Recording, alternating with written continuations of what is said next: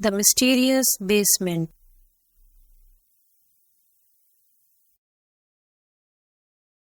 बल खाती सड़कों, खूबसूरत पहाड़ों और बहुत प्यारी नदियों के दरमियान एक बहुत प्यारा और खूबसूरत गांव था। इस खूबसूरत छोटे से गांव में एक बहुत प्यारा लड़का रहता था। इस प्यारे लड़के का नाम मीर था।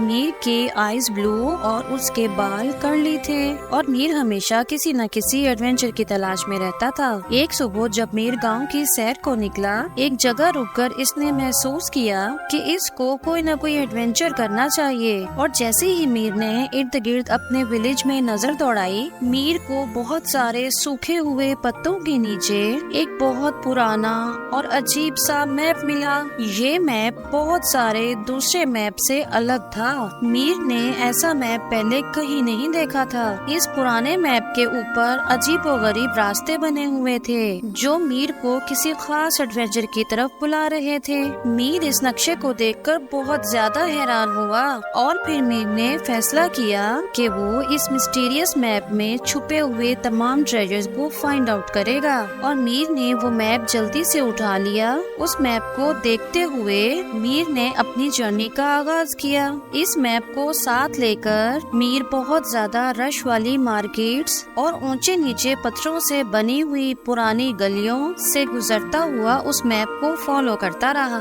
उस ओल्ड मैप को फॉलो करते हुए वो ऐसे पुराने घरों के पास से गुजरा जो बहुत सारी कलरफुल टाइल्स से बने हुए थे। और इन घरों में से एक बहुत पुराने घर के बाहर एक बहुत खूबसूरत दरवाजा था। ये लकड़ी से बना हुआ दरवाजा बहुत सारे फूलों से सजा हुआ था। ये लकड़ी का दरवाजा और ये पुराना घर बाकी तमाम घर से बहुत ज्यादा डिफरेंट था। और लकड़ी से बना हुआ ये ओल्ड दरवाजा मीर को अंदर बुला रहा था। मीर ने डरते डरते वो डोर ओपन किया और जैसे ही मीर उस डोर के अंदर एंटर हुआ, अंदर हर तरफ बहुत हल्की सी रोशनी थी। मीर ने हैरान होकर चारों तरफ देखा और मीर ने खुद को एक अजीब और मिस्टीरियस बेसमेंट में फील किया। अब मीर को इस हिडन बेसमेंट में अपने एडवेंचर का एहसास होने लगा था। और जैसे ही स्टेयर्स से मीर इस ओल्ड बेसमेंट में उतरा, मीर ने बहुत अजीबोगरीब चीजें देखी।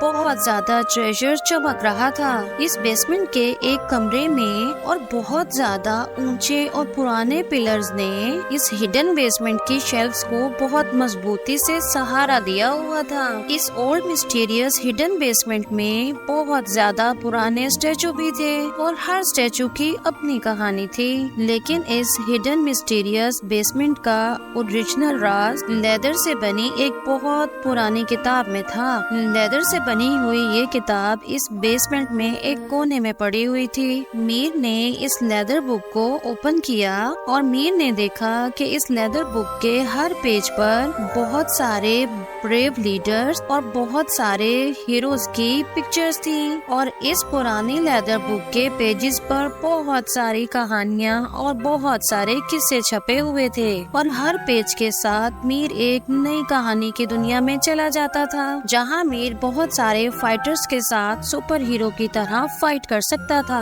और मैजिकल फॉरेस्ट में मीर बहुत सारी फेरीज के साथ फ्लाई कर सकता था।